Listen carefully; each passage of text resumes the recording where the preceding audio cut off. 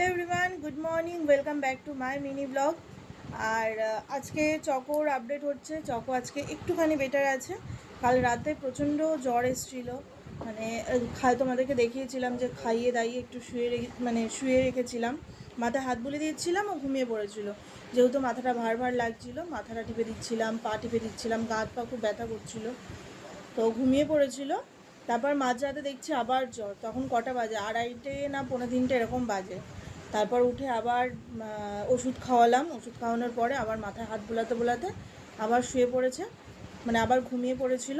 তারপর এই সকালবেলা উঠে দুধ মুসলি দিলাম, তাই তো দুধ মুসলি দিলাম, আর আমি এখন রান্না করছি।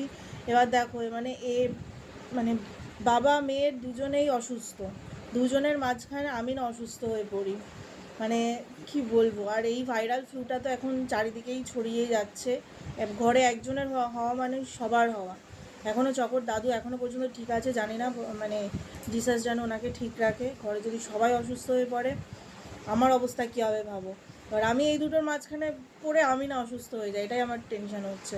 আমি এদেরকে না হয় আমি দেখছি, খাবার মুখের সামনে এগিয়ে দিচ্ছি, জোর করে একটুখানি খাওয়ানোর চেষ্টা করছি, কিন্তু আমার কিছু হলে আমাকে কে খাওয়াবে, আমাকে কে করে দেবে বলো। তো এখন এর আপডেট হচ্ছে এটাই যে চকো এখন আগের থেকে একটু বেটার আছে। চকোর বাবার এখনও ব্যথাটা কমেনি, বা এটা এখনও গায়ে জ্বরটা আছে, মেডিসিন খাচ্ছে। তো চলো, আবার দেখা হচ্ছে নেক্সট কোনো মিনি ব্লগে।